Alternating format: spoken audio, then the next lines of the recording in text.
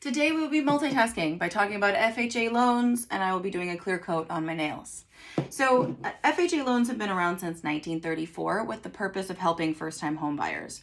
So how they help first-time home buyers is by allowing for easier credit qualifying, lower down payments, and lower closing costs. So if you don't have a lot of cash on hand, and if your credit score isn't that great, FHA might be the route for you. Now, FHA loans being a government funded loan do have like higher quality standards that the properties need to meet. So what that means is that in addition to your home inspection, you will have an FHA appraisal. And that appraisal is kind of like a combination of an inspection and an appraisal.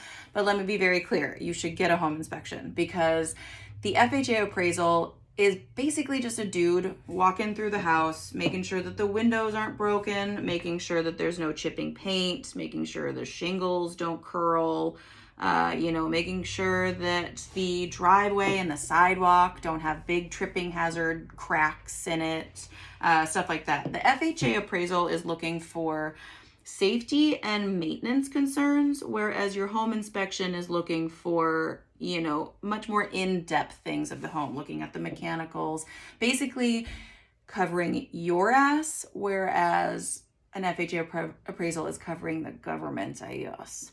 Pardon my French. Anyway, so working with an agent and a lender that are familiar with this list of, criteria to pass an FHA appraisal is going to really save you a lot of hassle in the long run. Because if you put an offer in on a property that has chipping paint on the deck or on the siding or, what have you, then that's going to be dinged on the appraisal. And then you're going to need to figure out, are you the buyer going to fix it? Is the seller even willing to fix it?